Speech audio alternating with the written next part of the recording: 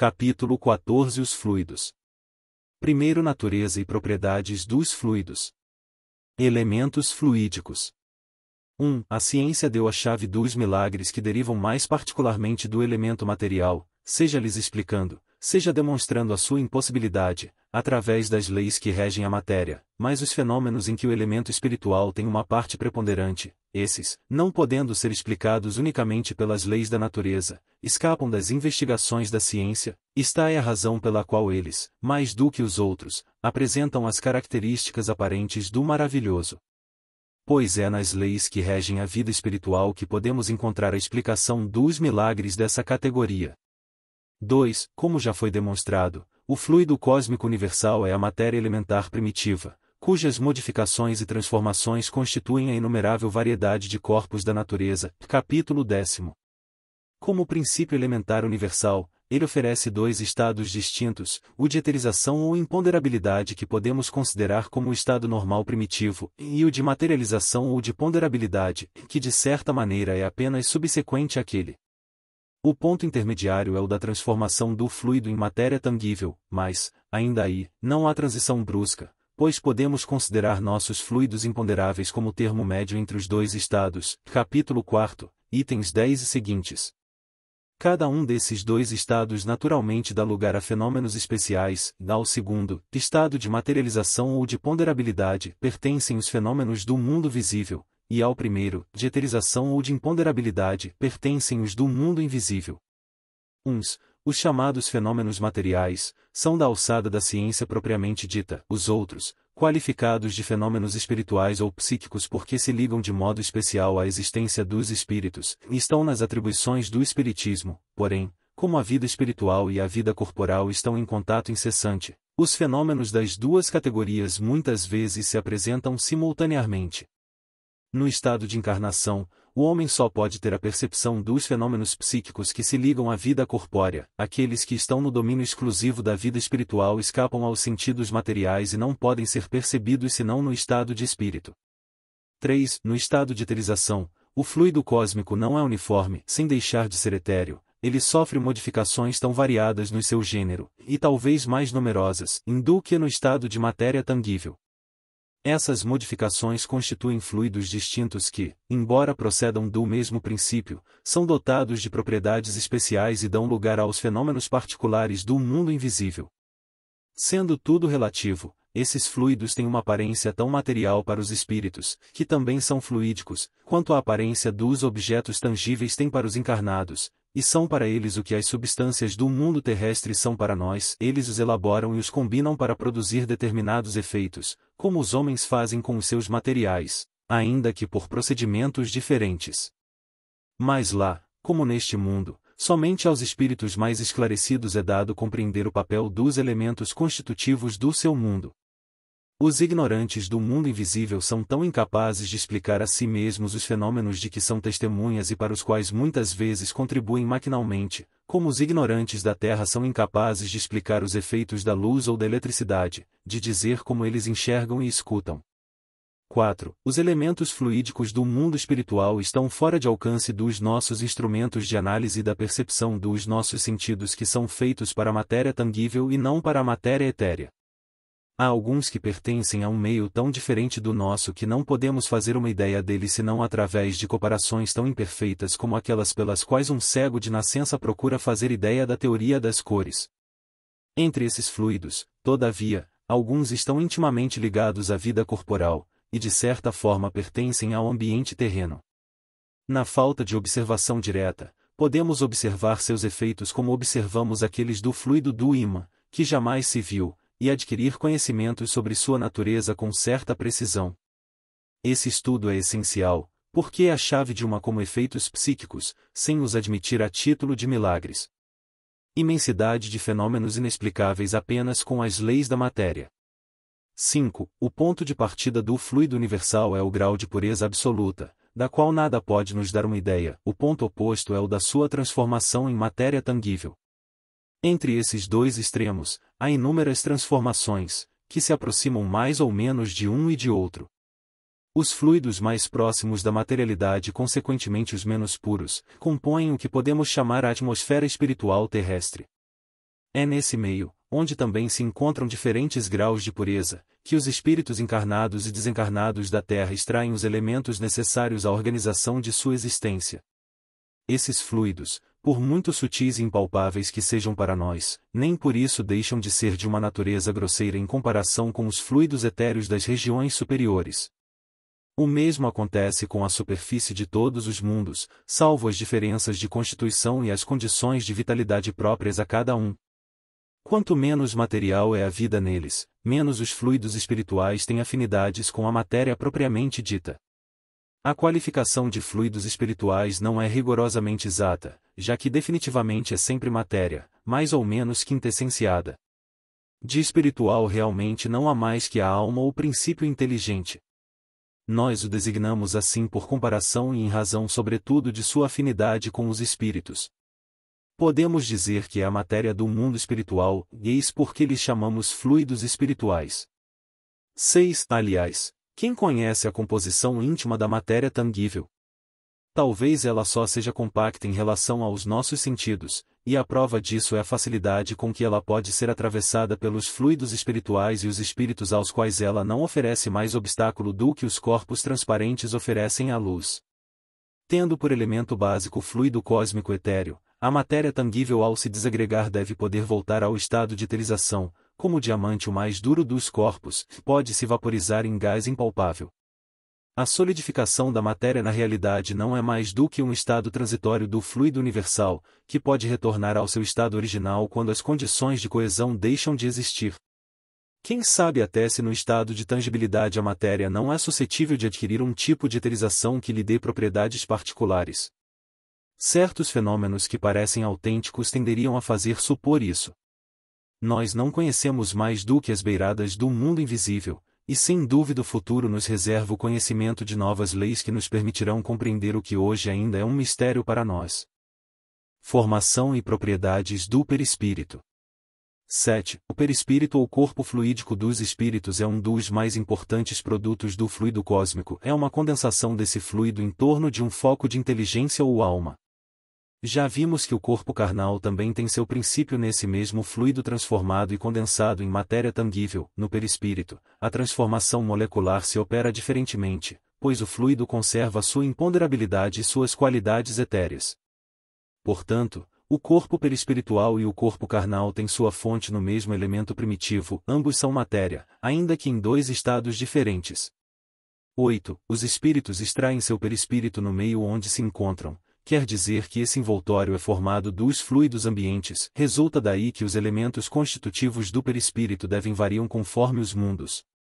Júpiter sendo considerado como um mundo mais avançado em comparação com a Terra, onde a vida corporal não tem a materialidade da nossa, os envoltórios perispirituais lá devem ser de uma natureza infinitamente mais quintessenciada do que na Terra. Ora, assim como não poderíamos existir naquele mundo com nosso corpo carnal, nossos espíritos não poderiam penetrar nele com seu perispírito terrestre. Ao deixar a Terra, o espírito deixa aí o seu invólucro fluídico e se reveste de outro apropriado ao mundo para onde deva ir. 9. A natureza do envoltório fluídico está sempre em relação com o grau de adiantamento moral do espírito. Os espíritos inferiores não podem mudá-lo ao seu gosto, e por conseguinte não podem passar de um mundo para outro à vontade. Por isso, há alguns cujo envoltório fluídico, e se bem que etéreo e imponderável com relação à matéria tangível ainda é pesado demais, se assim podemos dizer, em relação ao mundo espiritual, para lhe permitir sair do seu ambiente. Devemos incluir nessa categoria aqueles cujo perispírito é por demais grosseiro para que o confundam com seu corpo carnal, e que, por essa razão, creiam que ainda estejam vivos. Esses espíritos, e o número deles é grande, permanecem na superfície da terra como os encarnados, julgando-se entregues às suas ocupações, outros são um pouco mais desmaterializados, entretanto, não o suficiente para se elevar acima das regiões terrestres. Os espíritos superiores, ao contrário, podem vir aos mundos inferiores e até encarnar neles. Eles extraem, nos elementos constitutivos do mundo onde ingressam, os materiais do corpo fluídico ou carnal apropriado ao ambiente em que se encontram. Eles fazem como o nobre que deixa suas belas vestes para se vestir momentaneamente de roupa velha, sem por isso deixar de ser nobre.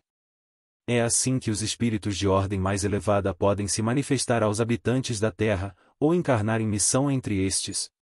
Tais espíritos trazem consigo, não o envoltório, mas a lembrança intuitiva das regiões de onde vieram e que eles veem pelo pensamento. São videntes entre cegos. 10. A camada de fluidos espirituais que envolvem a Terra pode ser comparada às camadas inferiores da atmosfera, mais pesadas, mais compactas e menos puras do que as camadas superiores. Esses fluidos não são homogêneos, são uma mistura de moléculas de diversas qualidades, entre as quais necessariamente se encontram as moléculas elementares que formam a sua base, porém mais ou menos alteradas.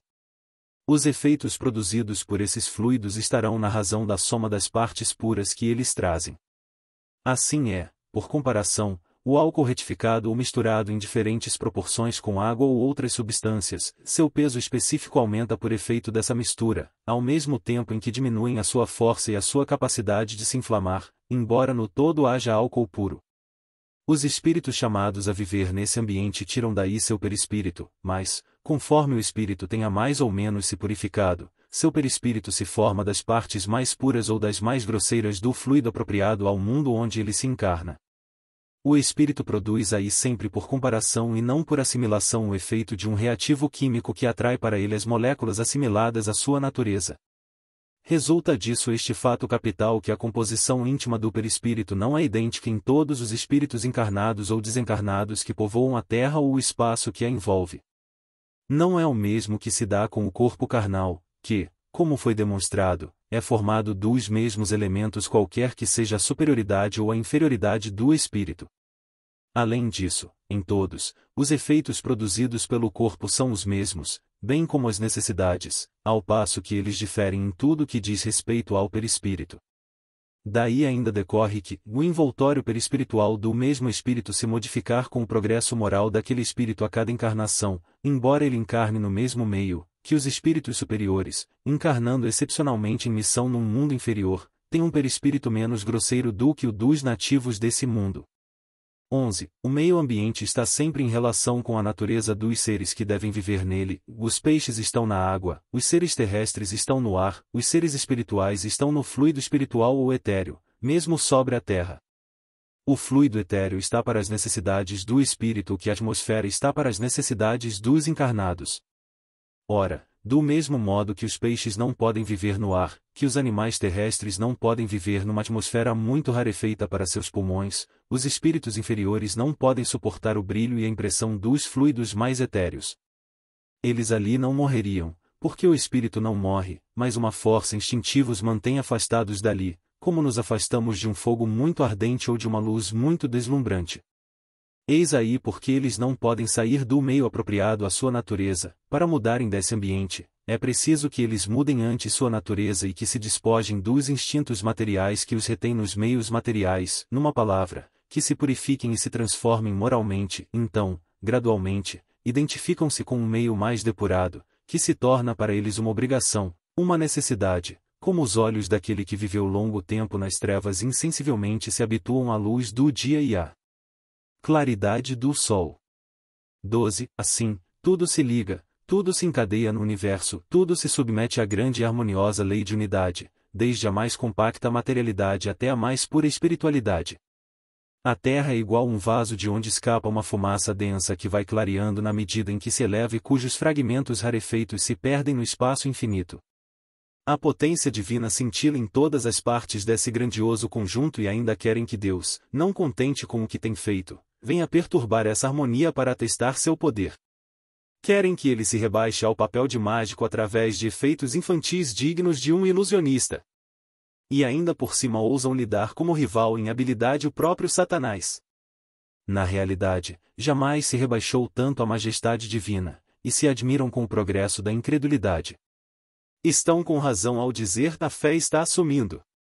Mas, a que está assumindo é a fé em tudo que choca o bom senso e a razão, é a fé igual a que antigamente levava a dizer, os deuses estão sumindo.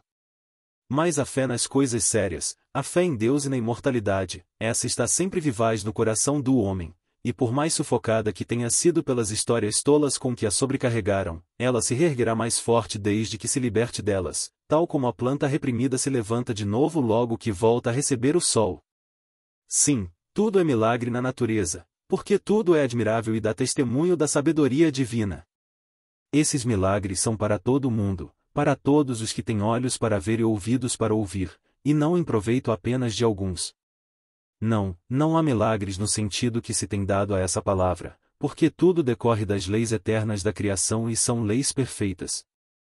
Ação dos espíritos sobre os fluidos, a criações fluídicas, a fotografia do pensamento.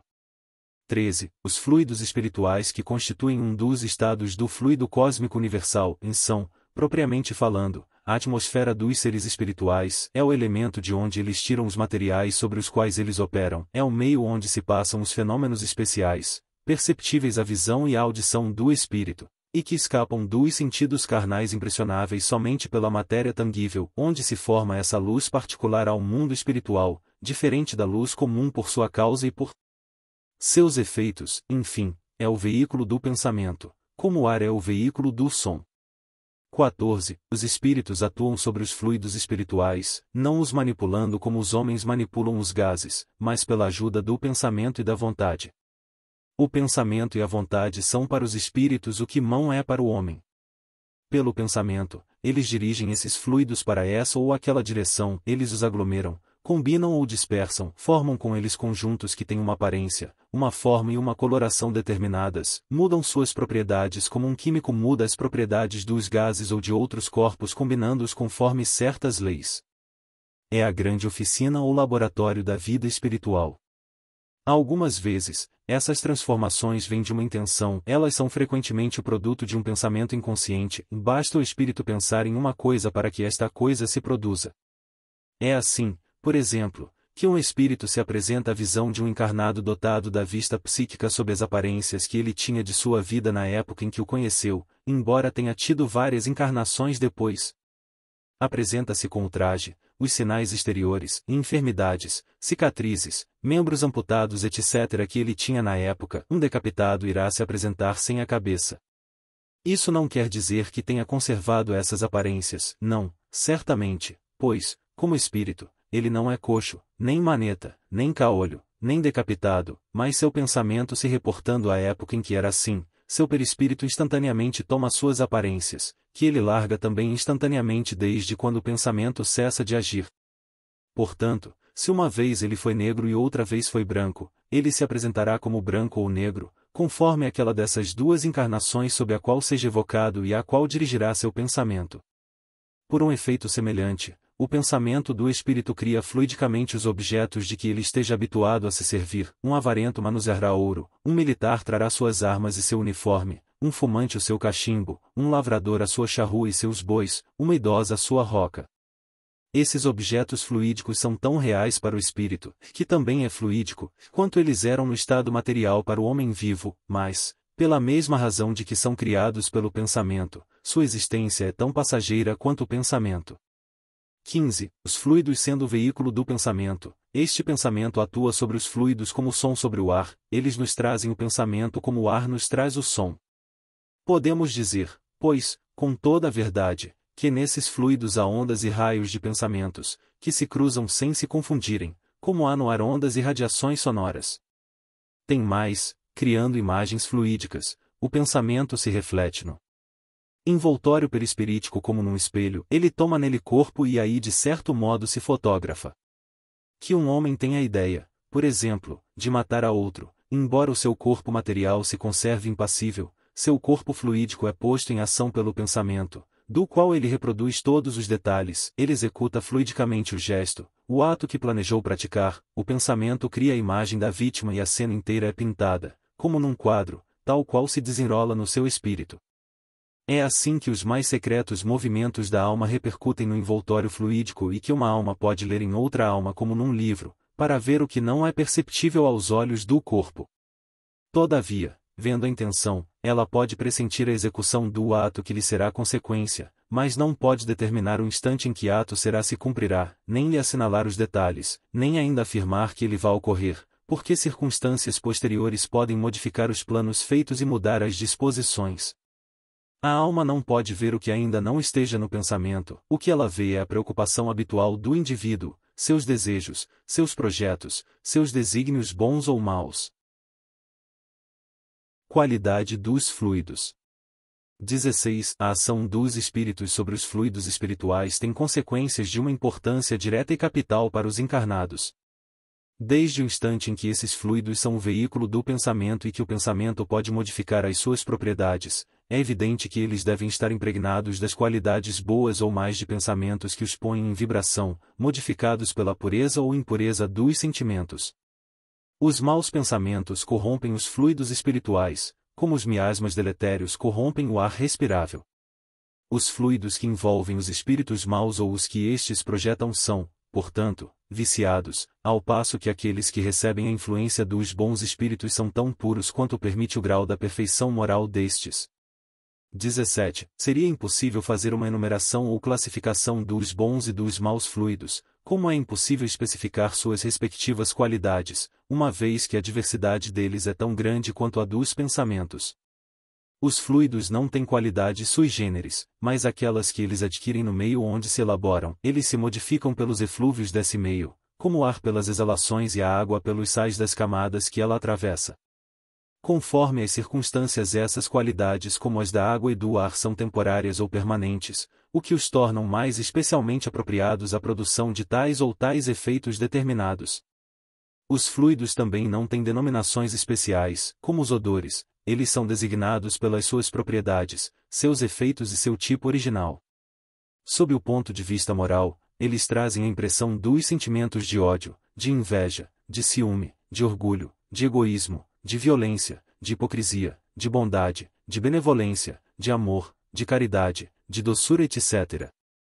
Sob o aspecto físico, eles são excitantes, calmantes, penetrantes, constringentes, irritantes, dulcificantes, soporíficos, narcóticos, tóxicos, reparadores, expulsivos, tornam-se força de transmissão, de propulsão, etc.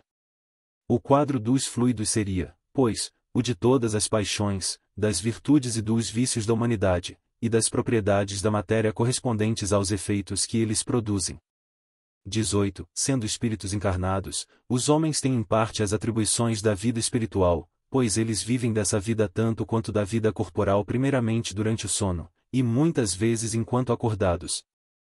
Ao encarnar, o espírito conserva seu perispírito com as qualidades que lhe são próprias, e que, como se sabe, não fica circunscrito no corpo, mas irradia ao seu derredor e o envolve como que de uma atmosfera fluídica. Pela sua união íntima com o corpo, o perispírito cumpre um papel preponderante no organismo. Pela sua expansão, ele põe o espírito encarnado em relação mais direta com os espíritos livres e também com os espíritos encarnados. O pensamento do espírito encarnado atua sobre os fluidos espirituais como também sobre o dos espíritos desencarnados. Ele se transmite de espírito a espírito da mesma forma e, dependendo se for bom ou mal, purifica ou vicia os fluidos circundantes. Se os fluidos ambientes são modificados pela projeção dos pensamentos do espírito, o seu envoltório perispiritual, que é parte integrante de seu ser e que diretamente recebe a impressão dos seus pensamentos, de uma maneira permanente há de trazer ainda mais a impressão de suas qualidades boas ou más. Os fluidos viciados pelos eflúvios dos maus espíritos podem se purificar pelo distanciamento daqueles, mas seu perispírito será sempre o que é, enquanto que o espírito não se modificar por si mesmo. Como o perispírito dos encarnados é de natureza idêntica àquela dos fluidos espirituais, ele assimila esses fluidos com facilidade, como uma esponja se embebe de um líquido. Esses fluidos exercem sobre o perispírito uma ação tanto mais direta quanto, por sua expansão e sua irradiação, o perispírito se mistura com eles. Esses fluidos agindo sobre o perispírito, este por sua vez reage sobre o organismo material com o qual está em contato molecular. Se as emanações são de boa natureza, o corpo ressente uma impressão saudável; se são mais, a impressão é prejudicial; se as ações mais são permanentes e enérgicas, elas podem determinar desordens físicas, e certas doenças não têm outra causa.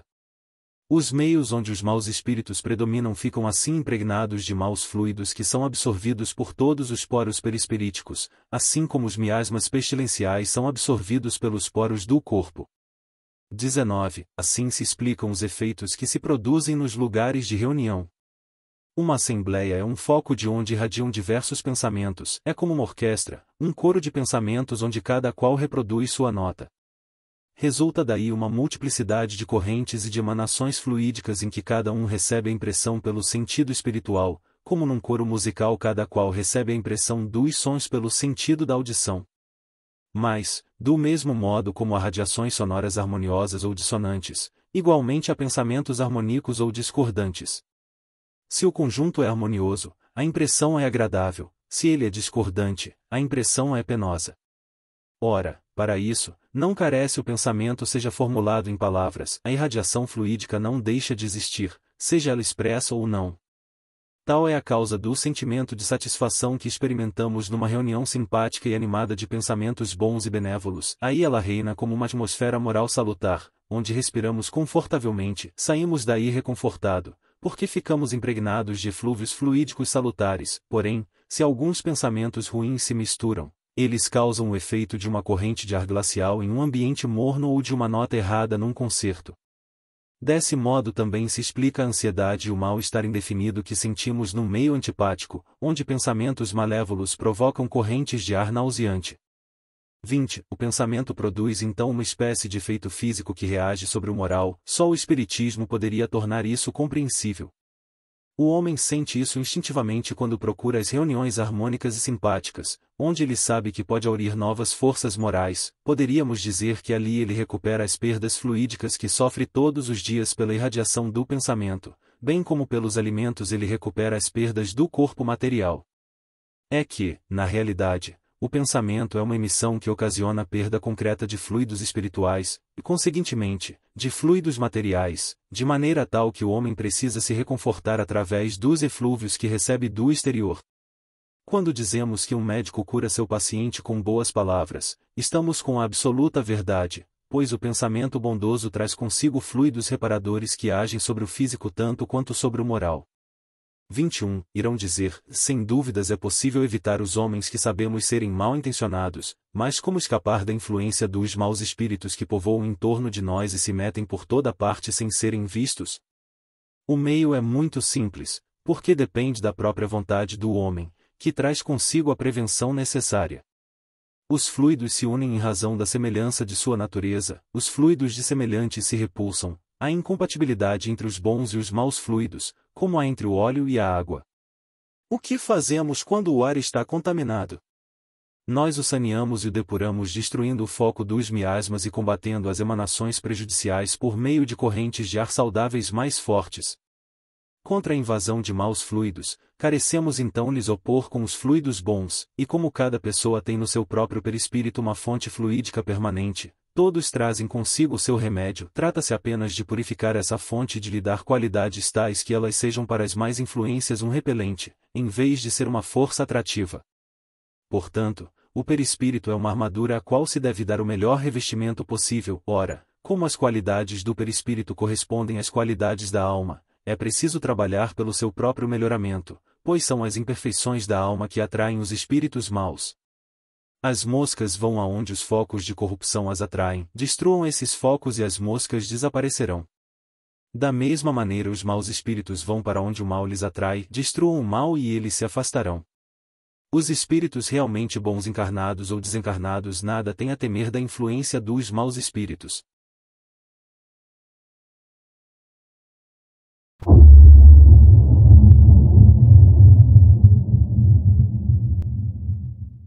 Está claro para você o que são fluidos? No nosso grupo de estudo do livro A Gênese, no último sábado, na Fraternidade Espírita, a gente começou a pegar alguns exemplos para a gente poder identificar elementos do nosso cotidiano pelos quais a gente compreenda direitinho o significado de fluidos. Alguém se lembrou do fluido para freio de carro? Aí outra pessoa falou da água, e aí um outro colega lembrou do ar que nós respiramos, que são exemplos de fluidos.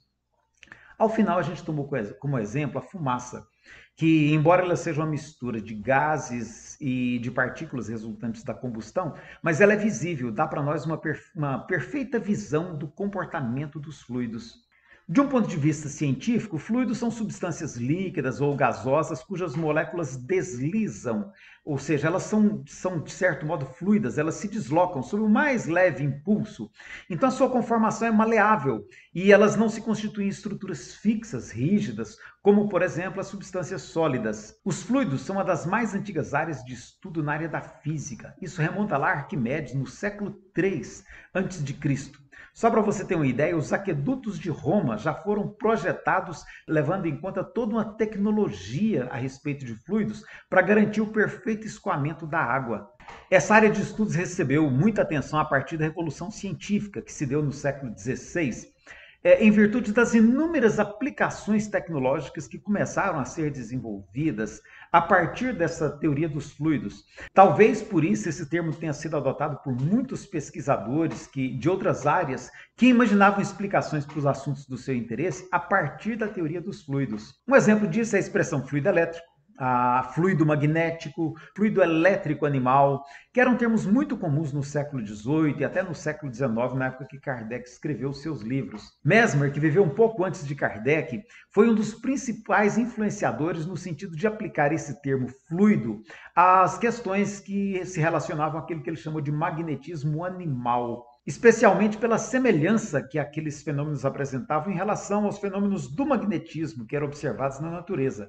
No caso da magnetita. Por volta do final do século XIX, o meio científico foi compreendendo melhor, e com o surgimento da teoria de campo, esse termo perdeu totalmente o sentido quando aplicado a esse tipo de fenômeno. Hoje, no lugar do antigo magnetismo animal, se fala em hipnose, em telepatia, telecinese, psicocinese, e já foi assim suficientemente demonstrado que não há propriamente fluidos envolvidos nesse tipo de experiência. Talvez até a gente possa falar num tipo diferente de energia, uma forma possível de energia ainda não comprovada, tá? Tipo, por exemplo, energia mental, que é um termo que André Luiz usa. Então, ao ler o capítulo 14, é bom que a gente esteja atento à questão desses termos, o termo fluido, como é usado por Kardec, tá? Porque ele está se referindo a situações específicas que esse termo se aplicava naquela época, como é o caso mesmo da eletricidade, do magnetismo, tá? Mas que hoje não se aplica mais. É bom também a gente estar atento para o fato de que Kardec usa termos que eram da época, tá? Como, por exemplo, fluido cósmico universal, como matéria elementar primitiva, ou então como fluidos imponderáveis, corrente fluídica, para os quais a gente tem termos equivalentes na física atual que são mais adequados. Então, nesse capítulo, Kardec vai completar a fundamentação teórica de que ele necessita para explicar em seguida a questão dos milagres, pretensos milagres que teriam sido praticados por Jesus.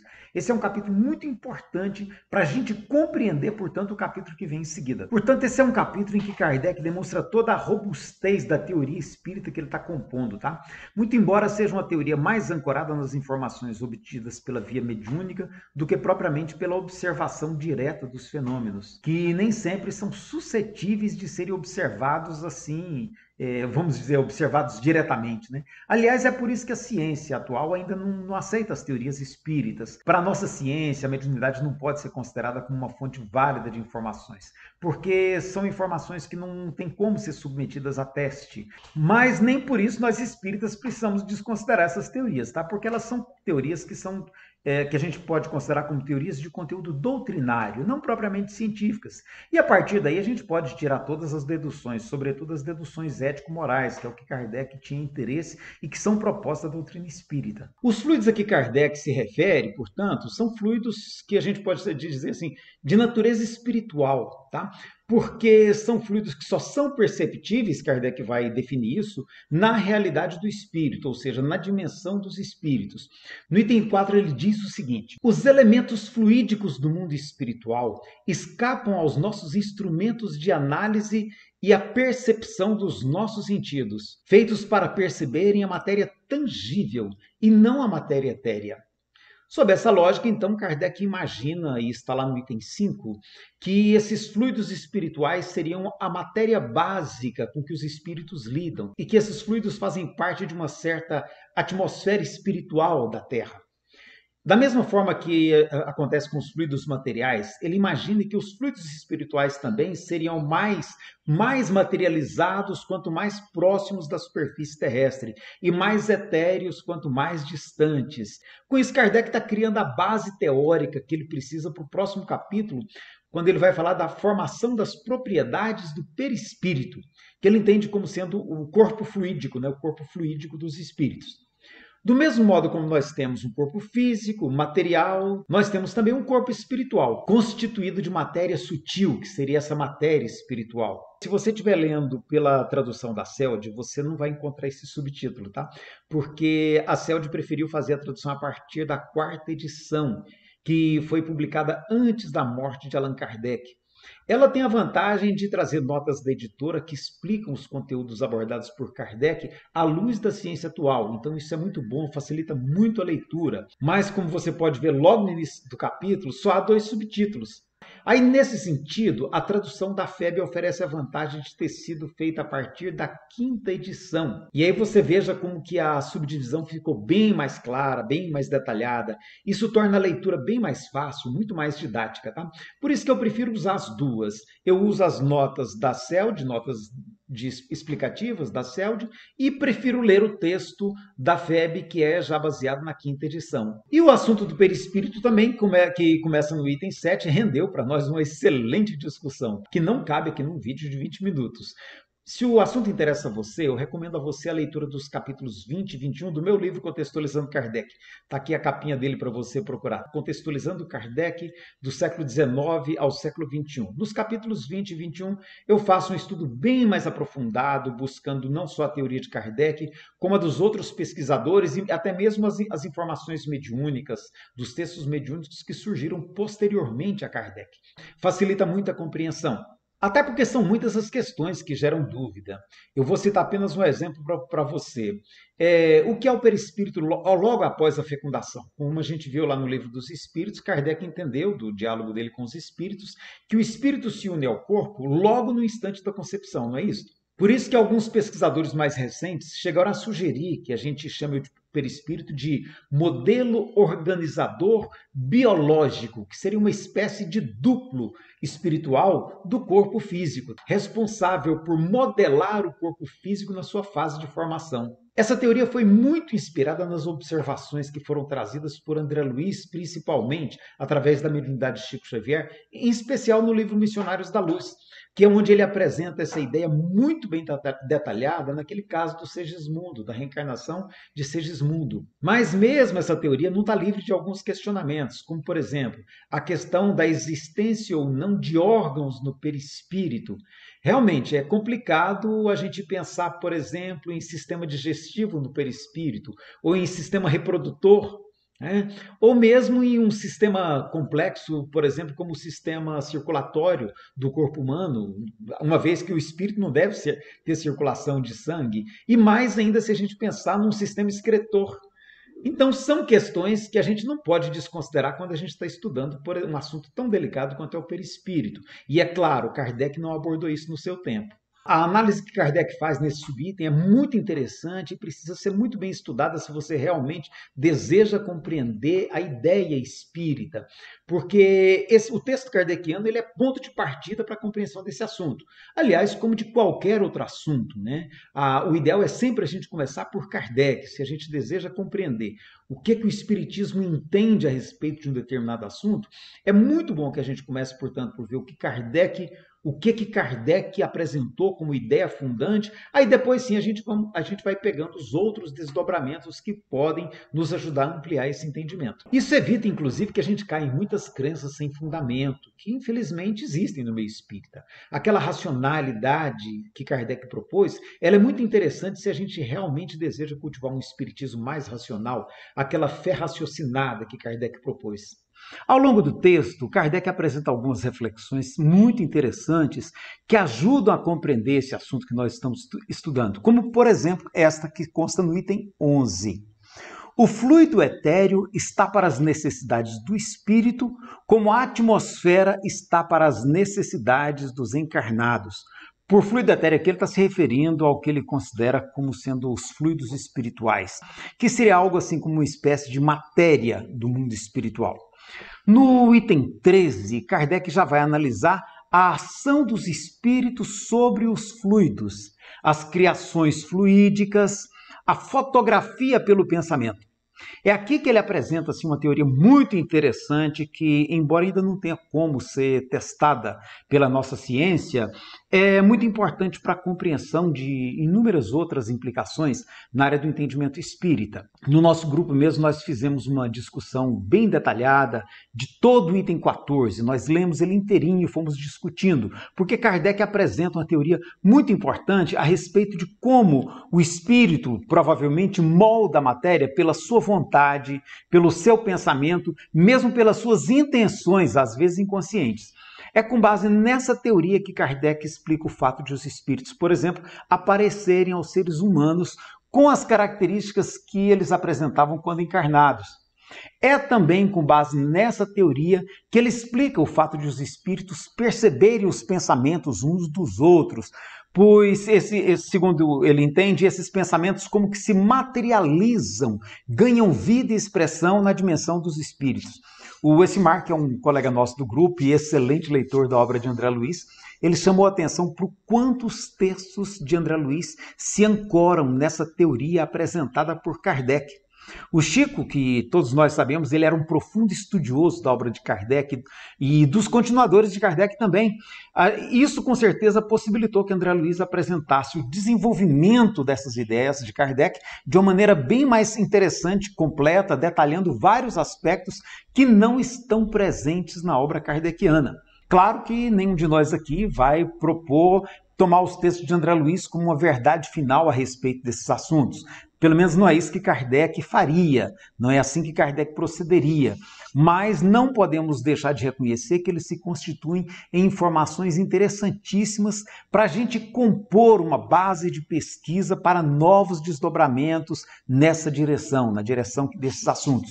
Juntando as informações que André Luiz traz com outras de outros médiuns, de outros espíritos e até de outras tradições espirituais, a gente tem como formar uma ideia bem mais consistente, que seria o que Kardec estabeleceu como sendo o critério da universalidade das informações obtidas por via mediúnica.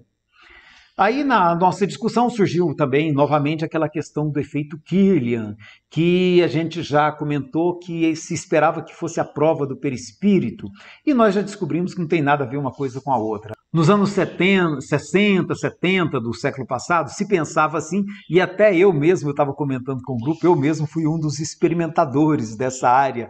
A gente chegou com a ajuda do Gesiel, nosso colega que hoje é o diretor-geral da Casa de Eurípides, a gente chegou a fabricar uma pequena máquina Kirlian na casa dele, para a gente fazer testes com isso. Então isso empolgou todos os espíritas daquela época, Herculano Pires junto. Se você quiser conferir, tem um vídeo nosso a respeito desse assunto, está na nossa playlist da Gênese, é o vídeo número 11, que estuda o capítulo 10. No tópico 14, Kardec desenvolve aquele estudo inicial que ele apresentou no Livro dos Médiuns, intitulado Laboratório do Mundo Invisível. E agora, desenvolvendo esse assunto, ele vai dizer que é devido à ação do pensamento que um ex-militar, por exemplo, no mundo espiritual, se apresenta de uniforme, com armas, né? Que um indígena, por exemplo, se apresentaria com suas penas, seus cocares. Ele vai dizer assim, olha, para o espírito, que também é fluídico, esses objetos fluídicos são tão reais como eram antes no estado material para o homem vivo. Mas em virtude de serem criações do pensamento, a existência deles é tão fugaz quanto o próprio pensamento que os gerou. E aí ele vai desenvolver, por exemplo, uma pessoa que pensa em matar alguém, por exemplo, tá? A pessoa irradia esse pensamento como uma espécie de imagem que é percebida pelos espíritos ao seu redor. É assim que eles se percebem uns aos outros. André Luiz traduz essa mesma ideia com o nome de formas-pensamento. Kardec explica que o que os espíritos veem é a preocupação habitual do indivíduo, seus desejos, seus projetos, seus desígnios bons ou maus. Nesse sentido, o filme Amor Além da Vida, ele é muito interessante. Ele nos apresenta uma representação de como que isso deve, provavelmente, ocorrer entre os espíritos. Cada cena, tem muitas cenas lindas no filme, muitas delas são uma projeção da mente dos personagens que pode traduzir esse pensamento como a forma de um paraíso de cores, como a gente vê lá, um paraíso de cores e de tintas, ou então no inferno de tormentos, como outras cenas mostram. Tudo isso de acordo com o estado mental dos espíritos que estão envolvidos naquela cena. No item 16, Kardec vai analisar as qualidades dos fluidos, ou seja, o que ele vai considerar como sendo fluidos bons, como sendo fluidos maus. Esses fluidos apresentariam as propriedades dos sentimentos dos espíritos que os emitem, né, como Kardec consegue articular. E aí, nesse ponto, a Rejane lembrou que a gente tem que tomar muito cuidado com a simplificação que está embutida nessa dicotomia de bons e maus, sobretudo quando isso é aplicado a seres humanos ou a espíritos mesmo. Isso era uma linguagem que era corrente na época de Kardec, mas hoje é bom a gente ter muito cuidado com esse tipo de simplificação. A gente não tem como dividir as pessoas identificando quem são os bons e quem são os maus, até porque a personalidade humana, a gente já sabe hoje que ela é muito mais complexa que uma classificação tão simples quanto essa. E nesse trecho que eu vou ler para você agora, eu acho até que é mais interessante, a gente pode até brincar de atualizar as palavras. Parece que a palavra mais adequada no item 17 não seria bem a palavra fluidos, mas mesmo assim, vamos pegar a ideia que ele expressa, tá? Talvez até seja o caso de a gente usar aqui uma palavra que André Luiz Emmanuel apresenta e que seria mais apropriada hoje. Kardec diz assim, olha, que o quadro dos fluidos, e aí o André Luiz fala de radiações mentais, seria, pois, o de todas as paixões, das virtudes e dos vícios da humanidade e das propriedades da matéria correspondentes aos efeitos que eles produzem. É assim que Kardec vai, portanto, compreender o ambiente espiritual de uma reunião, pela irradiação mental dos participantes. Ele diz, uma assembleia é um foco de irradiação de pensamentos diversos. É como uma orquestra, um coro de pensamentos, onde cada um emite uma nota. E aí ele vai discorrer que os pensamentos harmônicos ou discordantes criariam uma espécie de clima mental no ambiente. Veja que não é questão de pensar diferente, tá, gente? É questão de não alimentar discórdias. Pensar diferente faz parte. Não existe crescimento onde todas as pessoas pensam da mesma maneira. Não faz sentido, por exemplo, uma orquestra só de violinos, tocando a mesma estrutura melódica, seria chato demais da conta. Assim como na música, e a diferença entre os instrumentos que cria harmonia e um grupo de pessoas também são as diferentes formas de entendimento que mobilizam as pessoas na direção de novas formas de pensar. Então o problema está na discórdia. Está na falta de respeito ao modo de pensar do outro, na pretensão de me colocar acima dos demais como se eu fosse dono da verdade. É aí que está o problema. E não no fato de haver diferença no modo de pensar. Kardec comenta que se o conjunto é harmonioso, a impressão é agradável. Se for discordante, a impressão será penosa. Ora, para isso não é necessário que o pensamento se exteriorize por palavras, diz ele. Quer ela se externe, quer não, a irradiação existe sempre. E a partir do item 22, Kardec vai buscar, com base nessa teoria dos fluidos que ele apresentou, uma explicação, é o título que ele dá, olha, explicação de alguns fenômenos sobrenaturais. E quais são esses fenômenos sobrenaturais? Está aqui no subtítulo. A vista espiritual ou psíquica, a dupla vista, o sonambulismo e os sonhos. E aí ele vai abordar o que era chamado na época, por exemplo, de dupla vista ou de vista sonambúlica, e que fica melhor termos que ele mesmo usa, a gente abordar como vista espiritual ou vista psíquica, que são termos mais próximos do que a gente usa atualmente. Aí no item 27, ele vai fazer um comentário que deveria pautar o nosso modo de lidar com as informações que a gente recebe por via mediúnica. Ele diz assim, olha, está lá escrito, o remédio para a excessiva credulidade é o estudo das leis que regem o mundo espiritual. Então Kardec vai procurar explicar, a partir do item 29, a catalepsia, as ressurreições. No item 31 ele vai discutir os fenômenos de cura. E no item 35, as aparições, as transfigurações. No item 40, as manifestações físicas e a própria mediunidade. E encerrar no item 45 com as obsessões e as possessões. É um capítulo para se ler inteiro, devagar, porque desse capítulo dava para escrever não um, mas vários livros, tal a riqueza de conteúdos que esse capítulo apresenta. E não vai ser num vídeo tão curto como esse que a gente vai discutir um conteúdo tão extenso, explorando da maneira adequada. Então, portanto, ressalvada a questão da linguagem, que é típica do século XIX, eu sugiro que você leia o capítulo inteiro. É um dos capítulos em que Kardec demonstra toda a sua capacidade de elaboração teórica, estabelecendo as bases para o estudo que ele pretende apresentar, portanto, no próximo capítulo, quando ele vai estudar os milagres do Evangelho. E aí, gente, para o capítulo 15, você prepara o seu coração, porque é o capítulo que mais suscitou controvérsias desde a época de Kardec e suscita ainda hoje no meio espírita. São controvérsias que não estão resolvidas, mas nós vamos deixar a discussão para o próximo vídeo, tá bom? Eu espero que você tenha gostado. Se você gostou, por favor, comente, curta, compartilhe. Se não gostou, pode comentar discordando também, tá? Mas espalhe para os seus amigos na sua casa espírita. E no próximo vídeo tem mais, tá bom? No mais, um abração para você, muita paz, fica com Deus e até o próximo vídeo.